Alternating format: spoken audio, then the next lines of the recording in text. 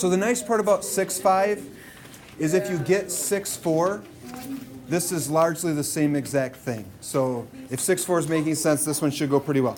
Percent decrease, so we did 6.4, which was percent increase. So you have a certain thing, they're making the value of it or the cost of it or whatever go up by a certain percentage. Now we're taking something, we're making its cost or its value go down. We're decreasing its value by a certain percentage. So percent decrease, I'm just going to say when something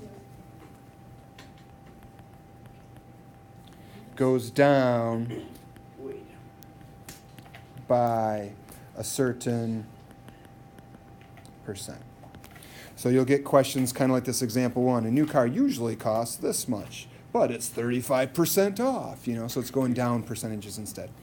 So what I would recommend doing is instead of doing the problem in 2 steps, because you could figure out for this one, well, what is 35% of this?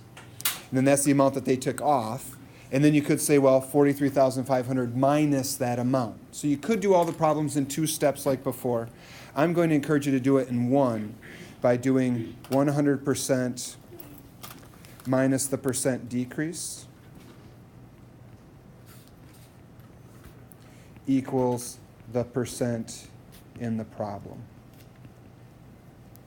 And if you'd rather do it the other way, that's totally fine. I will work on it with you. I can even do some of these examples both ways if I'm confusing people.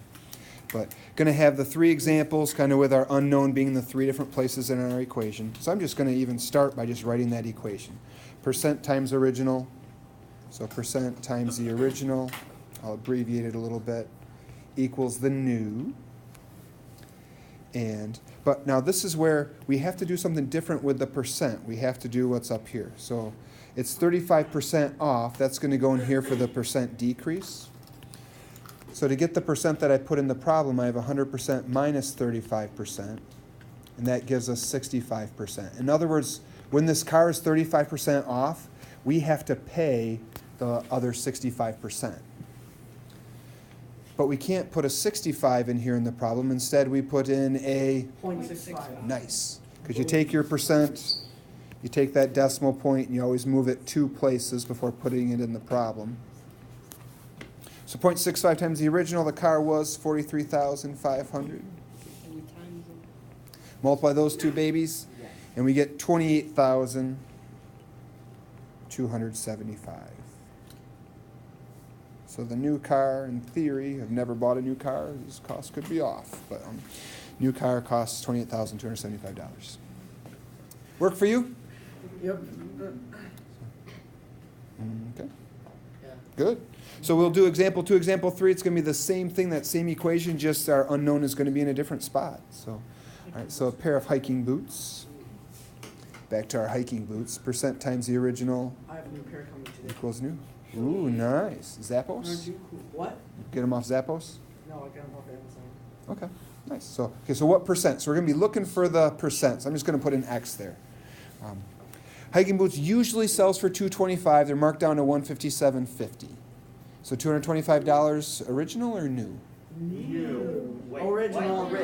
Yep, they usually sell for, so they start out at $225, but the new cost after this percent off is going to be $157.50. So to solve for X, perfect. Divide by 225. And when we do that, we're going to get X equals 0.7. So people look at 0.7 and they say that is 70%.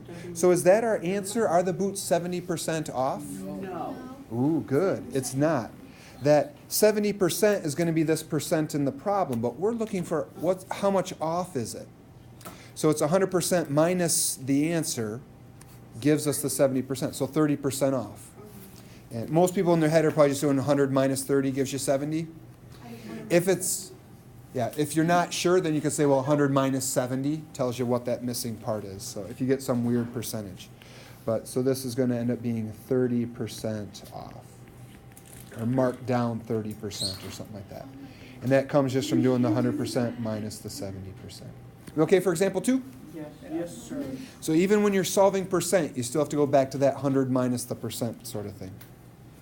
Last one. Looked up snowboard prices online when I made the notes.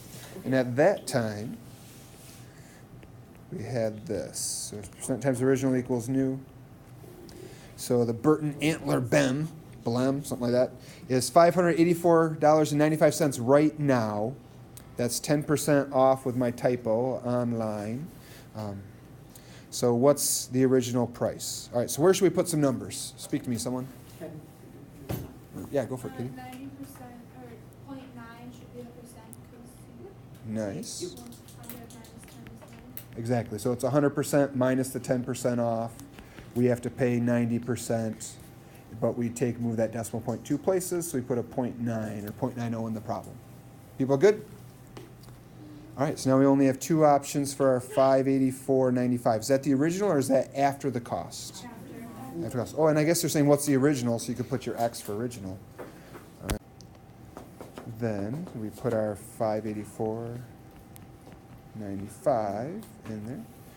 So to solve for X, we Divide by 0.9. divide by 0.9, which will give us something bigger than 584. And X ends up being $649.95. Yeah, you're welcome to do 0.90 if you want to, if that makes it easier to see it's 90%. Okay. Technically, you don't need to add the 0 because it's to the right of a decimal point. Yep. Yep. And that's our final answer. So those are the 3 types of problems. And if you want to go through it the old way, let me know. I'll gladly go through it the old way. But